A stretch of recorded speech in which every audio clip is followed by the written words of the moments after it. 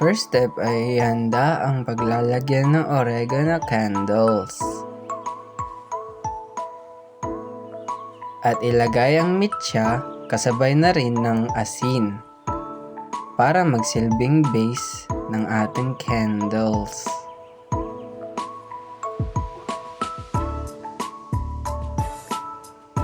Sige, ilagay mo pa.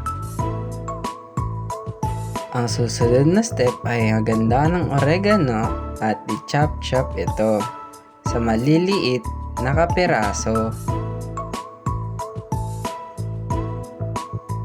Sige, chopin mo lang ha.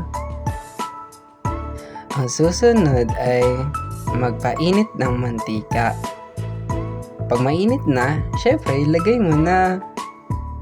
Ngayon, imekos-mekos mo na para mabalot lahat ng oil yung oregano. Pag ganito na ang kulay ng oregano, ilagay ng tanglad at imekos-mekos mo na maigi. Pag kumapit na ang amoy, okay na yan. Ngayon, ihiwalay ang oil ng oregano sa oregano. Ayan, nahiwalay na ang oil ng oregano sa oregano. Ilagay na rin ang oregano sa oregano candles. Isunod na po natin ang paglagay ng oil or ang essential oil ng oregano sa lagayan ng oregano candles.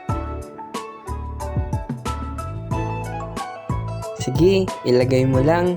Huwag kang mapapagod ha. At ayan, natapos na rin natin ang paggawa ng oregano candles. Ang ganda niya, no? Pwedeng-pwede na siyang gamitin para mag-repel ng mga mosquitos nang hindi sumasakit ang ating mga ilong.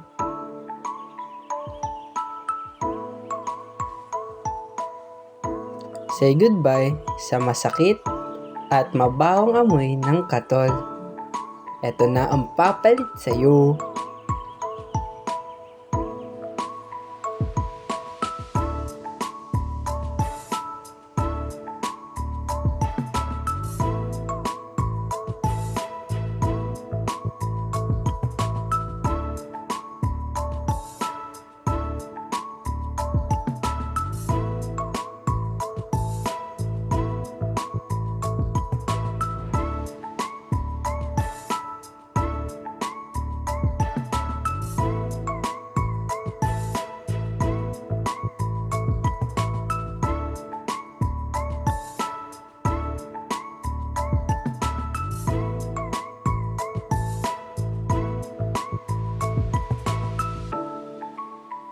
Gumawa na rin po kami ng napakagandang lagayan para sa aming oregano candles.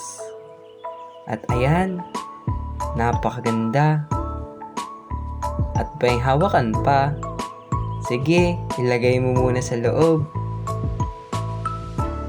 Diba?